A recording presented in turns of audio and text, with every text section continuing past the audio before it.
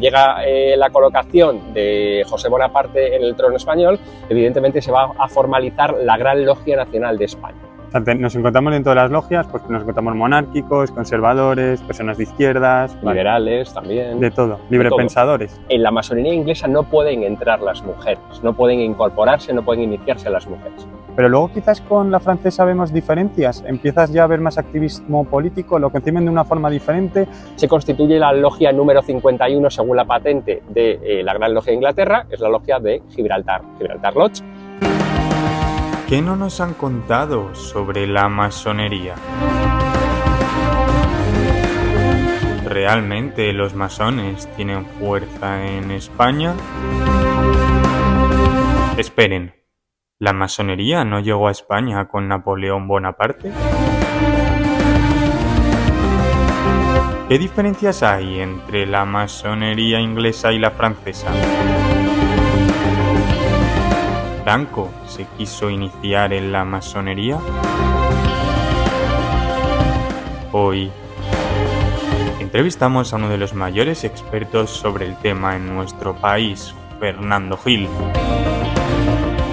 autor del origen de la masonería en España. Se presenta en Trincheras Ocultas dispuesto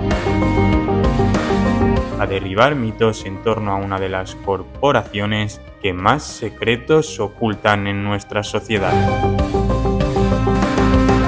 ¿Daremos hoy con ellos? Creer en un tipo de Dios, sea el que sea. Por eso vamos a desmontar también otro de los mitos de que si la Iglesia ataca a la masonería, espero que también lo toquemos. Bienvenidos un día más a Trincheras Ocultas, bienvenidos a un nuevo programa que me hace muchísima ilusión presentar, porque hoy vamos a destrozar mitos. Hoy vamos a hablar de un tema que seguramente todos ustedes han escuchado durante estos últimos años sobre la masonería.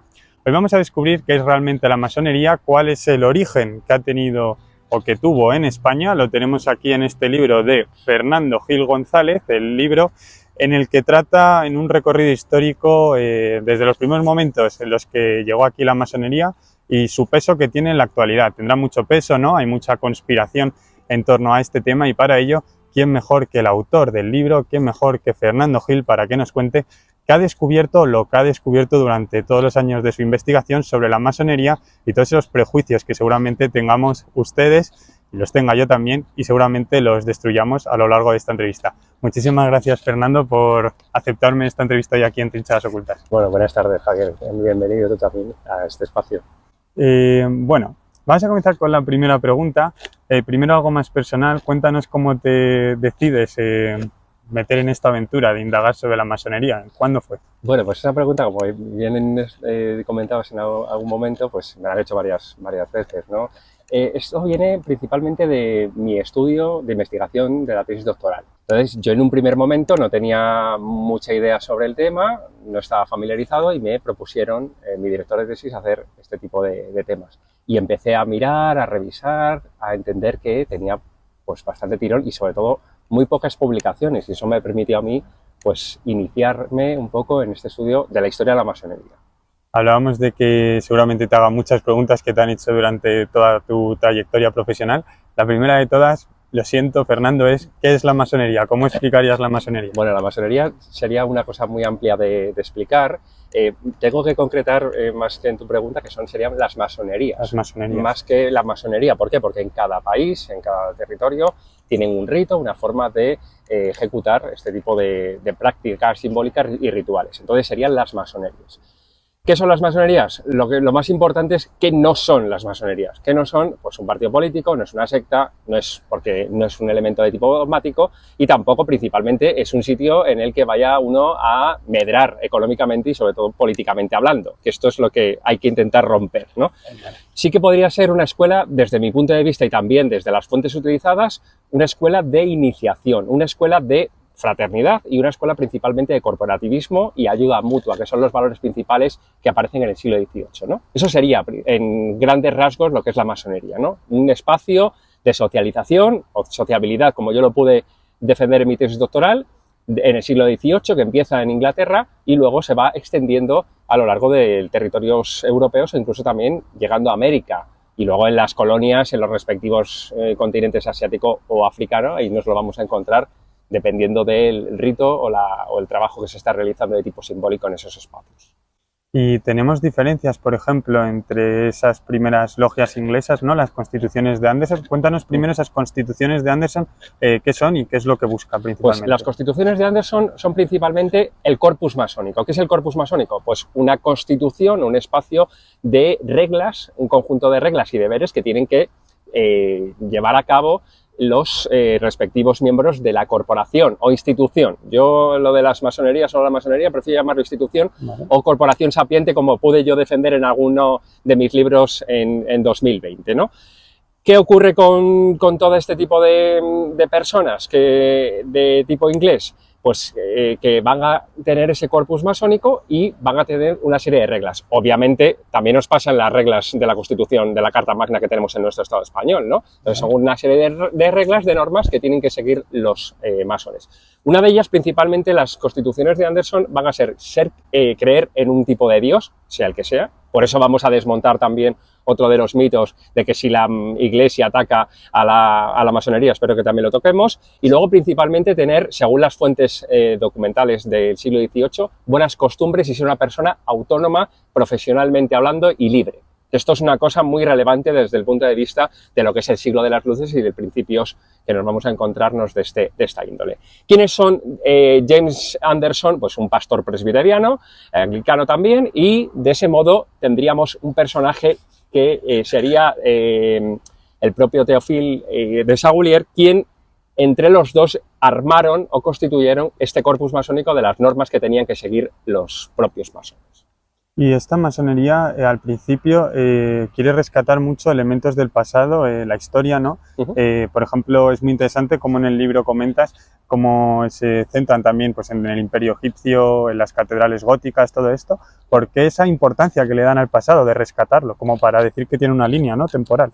Bueno, lo de la línea temporal también lo vamos a desmentir un poco, ¿sí? Porque no es viable hacer, salvo que formes parte de la corporación o de la institución masónica, principalmente desde la prehistoria hasta el siglo XXI no podemos hacer una línea temporal o desde el punto de vista conceptual de lo que es los estudios de la masonería. Lo que hace la masonería es una especie de cajón desastre, eso lo pongo yo en el libro, y es una especie de totum revolutum de mezclar elementos de tipo egipcio, de carácter griego, de tipo romano, de tipo medieval, de tipo oriental, todos ellos. ¿Por qué? Porque son parte de nuestra tradición y esto es fundamental entenderlo. Nosotros formamos parte de unas tradiciones, ya sea greco-romana en nuestro caso español, pero evidentemente todas esas tradiciones, esto me cuesta bastante a veces transmitirlo a mi alumnado, que viene desde el mundo oriental. Todo lo que viene de Oriente se recala en la India y de la India sigue moviéndose hasta nuestro occidente y ahí es donde nos vamos a encontrarnos todos estos. ¿Qué hace la masonería? Utilizar todos estos elementos y decir, pues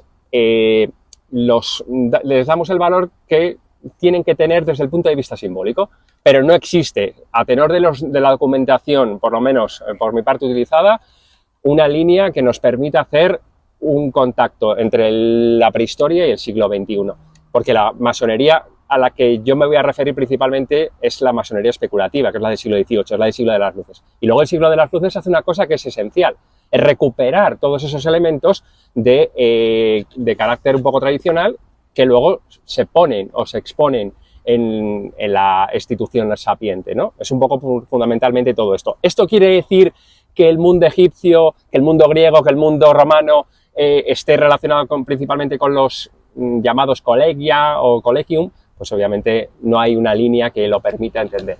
Sí que hay una masonería de tipo, porque hay dos, de tipo operativa, que es la que se trabaja en los gremios de constructores de catedrales, y luego ya tenemos la especulativa, que es el que hace esa utilización de todos los elementos de tipo simbólico y de tipo tradicional hasta nuestros días, hasta el 2024, por lo menos que sigamos aquí. Espero que sigan sobreviviendo para poder tener más que contar. Genial. De la simbología vamos a ir hablando durante la entrevista, pero sí. Antes de nada me gustaría que nos hicieras diferencias entre la masonería inglesa y la francesa, porque no sé si a lo mejor ando equivocado, pero en el libro vemos como con las constituciones de Anderson se pinta algo así como unas logias ideales en las que no puede haber tipo de discusiones políticas, sino que tiene que estar todo centrado en el individuo, en la ayuda fraternal. Pero luego quizás con la francesa vemos diferencias, empiezas ya a ver más activismo político, lo conciben de una forma diferente, tal y como estaba concebida la masonería de Anderson va cambiándose a lo largo del tiempo, no sé. Claro, bueno, en la masonería inglesa tiene 3 estamentos importantes. Uno sería el aprendiz, otro sería el compañero y luego sería el maestro masón. Sí que bien es cierto, y esto se puede ver en el libro y en otras publicaciones que yo he hecho, hay un elemento importante que es el arco real. ¿Qué es el arco real? El arco real es un desdoble del tercer grado. Entonces, la masonería inglesa tiene 3 grados. Luego también, aparte de la creencia en un ser divino, un dios, el que se quiera, por eso es importante tenerlo en cuenta, aparte de las buenas costumbres, y luego también hay que tener en cuenta una cosa fundamental, que es que en la masonería inglesa no pueden entrar las mujeres, no pueden incorporarse, no pueden iniciarse las mujeres. ¿Qué ocurre en el siglo XVIII? Miembros, sobre todo, principalmente de la nobleza, gente que dicen, uy, ¿me voy a quedar yo en el grado 3 siendo yo una persona de cierto rango social? No, se constituye una especie de rito paralelo al inglés, son gente que desencantada de esa ortodoxia masónica británica y se desgajan.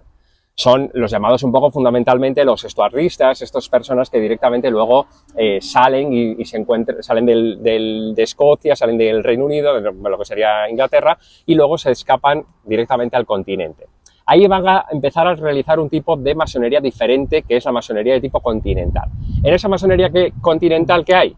Pues una cosa fundamental, que no hace falta la creencia en un ser divino, evidentemente lo de los 3 grados brilla por su ausencia porque son grados mucho mayores, pues ya sean de 33, 66, 99, como el caso de Memphis Mirain, y luego tienen títulos pues de carácter rimbombante, pues por ejemplo, el caballero de K2. Claro, una persona que pertenezca a cierta nobleza necesita esa titulación de carácter masónica para poder entender que es la relevancia social en la que está llevando, ¿no? Entonces, son nobleza francesa que se extienden un poco de esa ortodoxia desde ese punto de vista. Entonces, llegan al continente y constituyen una nueva forma de realizar prácticas simbólicas y rituales. Entonces, ahí hay un poco las 2 maneras de trabajo ritual. Porque la Revolución Francesa, vemos en ese lema de la libertad, igualdad y fraternidad, vemos realmente la masonería inmiscuida dentro de esta revolución, anda detrás, ¿no? Los valores de liberté, égalité y fraternité, que son los que estabas tú comentando en castellano, en español, son muy importantes porque forman parte del siglo de las luces. Eso no quiere decir que los masones formen parte o estén imbuidos en lo que digamos sería la propia revolución. Otra cosa es que exista gente más proclive o más aceptada a ciertos regímenes que a otros. Pero evidentemente lo que nos vamos a encontrarnos aquí, que lo que prima en la masonería es, y lo estabas comentando tú antes, es por lo menos en la ortodoxia masónica, no hablar de política y no hablar de religión. Otra cosa es que los individuos tengan una ideología y pertenezcan a un credo determinado. Eso es otra cosa muy diferente, pero dentro de la corporación o de la institución no se deben hacer este tipo de cosas. Entonces, no están relacionados, por lo menos con las fuentes. Otra cosa es que alguno pudiera ser partidario de la ejecución del último rey francés. Eso ya lo dejaríamos al albur de cada uno de los personajes que están ahí trabajando. ¿Qué tal? ¿Cómo están? Soy Javier Rubio. Después de haber estado un mes en España de vacaciones, ya me encuentro otra vez en Bruselas. Pueden ver que tengo aquí una nueva biblioteca que me he traído conmigo, ¿no?, para estas andaduras que tengo por aquí en Bruselas entrevistando a historiadores europeos, para que ustedes conozcan la versión de otros hispanistas, otros historiadores de otros lados de Europa y las conexiones que tienen esos países con España. Sin extenderme en demasía, me gustaría comentarles que vamos a realizar un sorteo en el canal. Vamos a sortear el libro de Fernando, que tan amablemente nos ha cedido para ello, Origen de la masonería en España. Estarán viendo la entrevista muy interesante, Destrozando mitos, así que vamos a sortear su libro tal y como él ha querido, y seguramente lo hagamos más por el canal si vemos que que les gusta, ¿no?, este tipo de iniciativas, este tipo de sorteos. ¿Cómo se puede participar en el sorteo? Bueno, lo primero de todo, tienen que estar suscritos en el canal, en Trincheras Ocultas. Segundo, tienen que dejar su me gusta, todo esto me cercioraré de que lo han hecho y también voy a pedirles que dejen un comentario ahí abajo en el vídeo, por ejemplo, con su opinión sobre la masonería, aunque con que comenten ya estarán participando, quiero que lo sepan, en el sorteo. También me gustaría anunciarles que he creado un canal de Telegram, así que si también se suscriben ahí, podrán participar en el sorteo. Esto ya es algo voluntario, los 3 primeros requisitos sí que son obligatorios. Lo cuarto ya es algo como para ganar ese plus, ¿no? Ese extra, que es suscribirse a mi nuevo canal que tengo en Telegram, donde compartiré con ustedes todos los artículos que estoy escribiendo de historia, uno semanalmente en Voz Populi, y también compartiré con todos ustedes los vídeos que iré trayendo por aquí en el canal.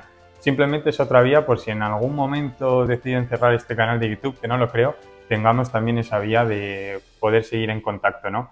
Muchísimas gracias y yo ya les dejo, muchísima suerte con el sorteo y les dejo que sigan disfrutando de la entrevista. Claro, porque te iba a preguntar, por ejemplo, en temas de república y monarquía, en estas conversaciones, ¿podrían tener estos debates dentro de las logias o es algo que no...? Bueno, en esto también me lo han preguntado y está muy bien porque muchas veces te dicen la masonería es monárquica, es republicana, es progresista, es de izquierdas, es de derechas, no es nada de eso. Esto también hay que desmentirlo, me refiero. Una cosa es la ideología o la acepción a un credo determinado y otra cosa es la práctica del ritual que se ejecuta en ese tipo de logias. ¿Qué pasa con esto? Que obviamente si estás en un régimen de tipo republicano, pues miembros pueden pertenecer a la masonería y no tener por qué pertenecer al ámbito político. Otra cosa es que luego en el siglo XX y sobre todo se tergiverse la situación política con lo que es directamente la situación de pertenencia o iniciación a una logia masónica. Eso es muy diferente. Pero existen, por ejemplo, diputados monárquicos, y esto pues seguramente en el siglo XX el propio de la Cierva, José de la Cierva, ministro, sería un ministro de Interior, un ministro de una figura también importante, en el gobierno del propio ahora se me ha ido en un gobierno de principios del siglo XX, luego se me verá el nombre, pues evidentemente formaba parte de la masonería. Otros miembros también pertenecían siendo diputados monárquicos, entonces no tiene nada que ver lo que es la pertenencia o la adscripción a lo que es una forma de institución política, a lo que es la forma de acepción directamente a una logia o a un rito masónico. Nada que ver. O sea, nos encontramos dentro de las logias, pues nos encontramos monárquicos, conservadores, personas de izquierdas... Liberales también. De todo. Librepensadores. Librepensadores sería una acepción importante desde el punto de vista de cómo se entiende el trabajo de las personas que ejecutan esos ritos o esas prácticas simbólicas dentro de ese espacio que determinen como logia o taller, si lo utilizamos desde el punto de vista masónico. Genial. Bueno, hemos empezado a intentar dar un contexto... Maura, perfecto. Antonio Maura. Sí. Estamos intentando dar un contexto para meternos ya de lleno en la situación nacional, para entender ya el objetivo del libro, ¿no? El origen de la masonería en España. Bueno, es que esta puede ser ya la pregunta. ¿Cómo llega la masonería a España? Y me parece muy interesante también ligarlo, no sé si me lo vas a contar, imagino que sí, con la invasión napoleónica. Me parece que ese tema es muy bueno en el libro. Claro, todo el mundo ha pensado y siempre refleja que la masonería empieza casi en el siglo XIX con la llegada de José Bonaparte, que es el hermano de Napoleón, ese llamado Pepe Plazuelas, porque en Madrid, por ejemplo, construía muchas plazas, entonces muchas de las plazas circulares que se pueden ver en la ciudad de Madrid, evidentemente, son construcciones de ese periodo. ¿Dónde comienza la masonería y qué tipo de masonería es la que aparece, por lo menos la que se instala en lo que serían los territorios de la monarquía católica o de la monarquía hispánica, ¿no? Pues principalmente en Madrid, en 1728, en la calle ancha de San Bernardo. Ahora se llama San Bernardo, antiguamente se llama la calle ancha de San Bernardo, que se encuentra muy cerquita de la Gran Vía. Es un espacio fundamental dentro de lo que es el núcleo urbano de la actualidad. Bueno, pues en el número 17, un espacio denominado el Hotel de Lis, o el Hotel Flor de Lis, o el Hotel también incluso de las Tres Lis, o también llamado la Matritense, porque era del territorio de Madrid, evidentemente se configura una primera logia gracias a un conjunto de personajes que evidentemente habían venido de Inglaterra. ¿Quiénes son? Pues uno de ellos es el Duke of Wharton, el duque de Wharton, o también incluso Charles Lavely, que sería, o Charles Lavridge, y Lavely es el nombre simbólico, es un ingeniero, un teniente de navío importante, que llegan a constituir la primera logia con la patente de la Gran Logia de Inglaterra en nuestro país, ¿no? De esa manera sería la primera parte.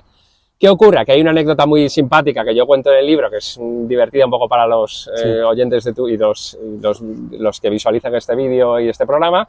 Evidentemente hay una anécdota muy simpática del duque de Wharton, que es que cuando llega, bueno, pues era una persona excéntrica, era un borrachín, un bebedor, pues de esa forma este señor pierde los atavíos masónicos, pues sería el delantal, sería también incluso todas las pertenencias masónicas que tenía.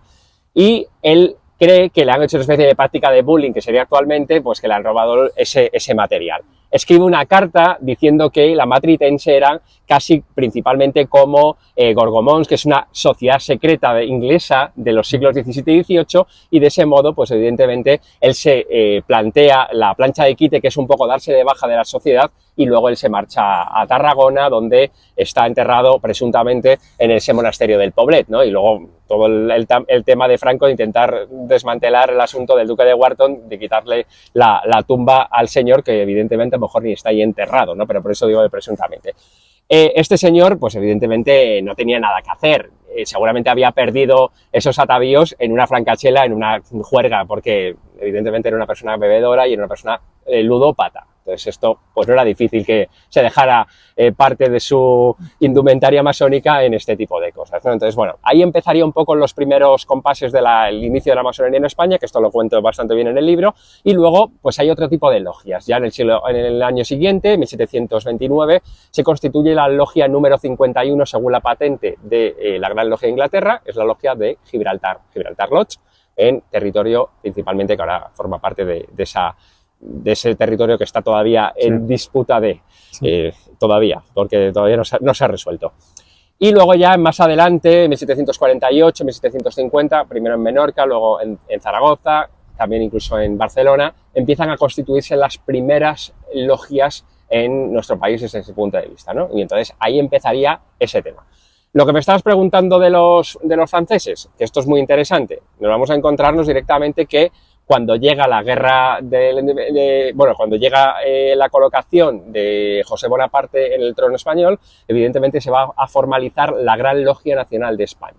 Eso sería un poco la institucionalización de las logias, pero dura muy poquito porque la guerra de independencia la pierden los franceses.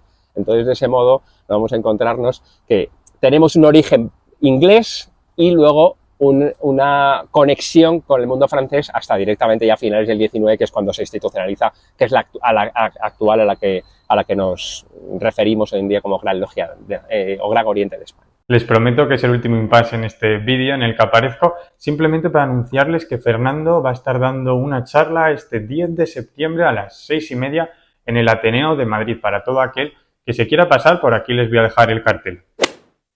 Entonces la monarquía, porque es algo curioso que hablas de Fernando VI, sí, que él también perseguía este tipo de... En ese momento no sé si él consideraba que era masón, en ese momento, no sé exactamente cuál era, si era el término que le empleaba o el significado que le daba era el correcto o no, claro, porque no se sabía mucho, imagino, en esos años no se sabría casi nada sobre esto en España.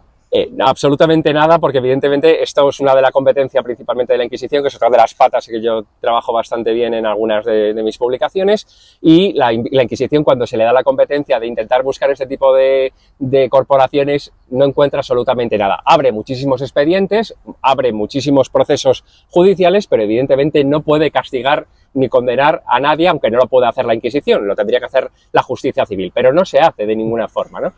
¿Qué pasa con lo de Fernando VI? En Fernando VI se prohíbe la masonería, igual que también se prohíbe, o hay un decreto en contra de la entrada o asentamiento de los gitanos en nuestro país. Entonces, bueno, hay ciertas cosas que se hace desde el punto de vista porque se estaba entendiendo que si la masonería que estaba reflexionando sobre un tema, el propio José Torrubia, que le decía, esta gente son ateos, esta gente son fundamentalmente de poca monta, entonces, pues evidentemente Fernando VI ataca a esos colectivos, desconociendo por extensión directamente quiénes eran este tipo de colectivos. Esto no se conoce casi hasta el siglo XX o incluso finales del XIX. Evidentemente tenemos una situación en la que la masonería del XVIII y principios del XIX, aparte que se conoce muy poco, yo siempre insto a la persona que ve el vídeo o el programa que lea algunas de mis publicaciones, algunas de ellas están online, entonces se pueden visualizar y otras se pueden comprar en las librerías. Digo desde ese punto de vista porque yo he trabajado bastante en el siglo XVIII masónico, entonces ahí lo... Y de ese modo, bueno, pues serían un poco los orígenes del mundo masónico en nuestro país, ¿no? No creo que haya... Luego ya el edicto que se hace es principalmente por este tipo de personas que intentan un poco, desde el ámbito eclesiástico, buscar esa cabeza de turco, que es un poco también lo que estábamos comentando al principio, para entender que, evidentemente, hay que buscar un chivo expiatorio para atacarlo, y estos son los gajes del oficio, como pasa a lo largo de la historia. Porque entonces el principal escollo, uno de los principales al principio y quizás durante el periodo de la masonería en España, podría ser la monarquía, así como a lo mejor en Inglaterra no la tenían tanto, no sé, Fernando VI, Carlos III también, es algo interesante que nombras en el libro, sí. Fernando VII, vemos como hay bastantes monarcas que persiguieron, ¿no?, esto de la masonería. Estuvieron persiguiéndola porque hicieron una especie de totum revolutum, como se hará también en el siglo XX, que es buscar, aparte de ese chivo expiatorio, buscar un elemento importante, que es atacar el liberalismo. Entonces se asociaba la masonería en los reinados de Fernando VII, incluso más atrás, desde el punto de vista de los incipientes liberales desde el siglo XVIII, y ya en el XIX intentar buscar esa analogía entre los masones con los liberales. Obviamente, y también por una sencilla razón, Fernando VII lo que no tiene es el ejército de apoyo. Esto en la construcción del ámbito de la nación, una gran parte de esa construcción son los militares, aparte luego de los clérigos más ilustrados, y luego una parte también de profesionales libres, ¿no? Eso es un poco lo que serían los 3/3 de la construcción de la nación.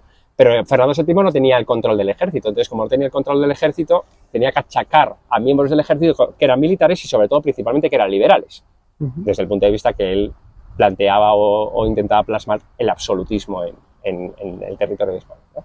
Ahí vienen las ciertas dificultades con lo que es la conexión entre el liberalismo, entre lo que es el ámbito de la masonería.